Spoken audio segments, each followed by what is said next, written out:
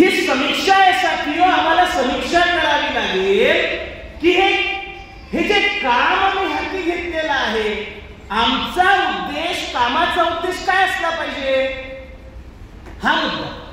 कोणतंही संघटन, कोणतीही संस्था, कोणतंही ऑर्गनायझेशन, या संघटनेचा उद्देश काय असला पाहिजे, तर जो उद्देश बाबासाहेब आंबेडकरांनी निर्धारित केलेला आहे तो उद्देश आमचा असला पाहिजे.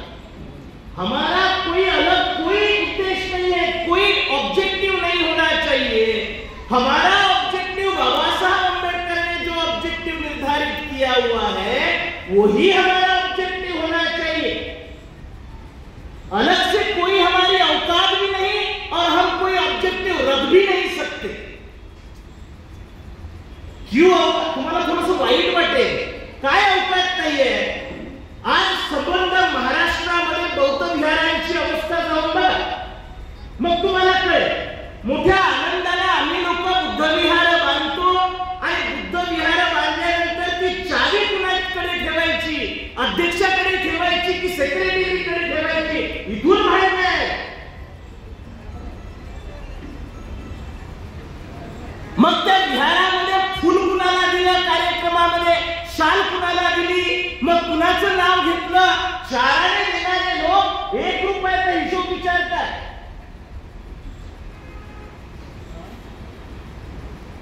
आम्ही वास्तू निर्माण केल्यानंतर, विहार बांधल्यानंतर त्याची मेंटेनन्स करण्याची अवकाश आमच्यामध्ये आज निर्माण झालेली नाही.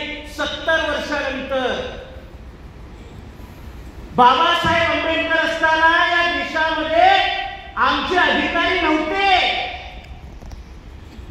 बाबा साहब आंबेडकर ने जब आंदोलन चलाया तो हमारे पास अधिकारी नहीं थे. अधिकारी नसणाऱ्या लोकांमध्ये बाबासाहेब आंबेडकरांच्या आंदोलनानं अधिकारी वर्ग तयार झाला. आता हजारो अधिकारी आहेत, अधिकार खतम होत आहेत.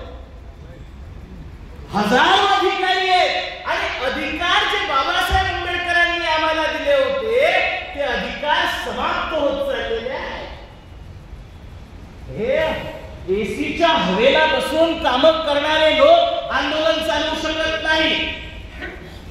आंदोलन जर चालवायचं असेल तर बाबासाहेब आंबेडकरांचा विचार मन आणि मस्तिष्कामध्ये सामील करावा लागेल, एकरूप व्हावं लागेल, तरच हे काम होऊ शकतं. साथियों,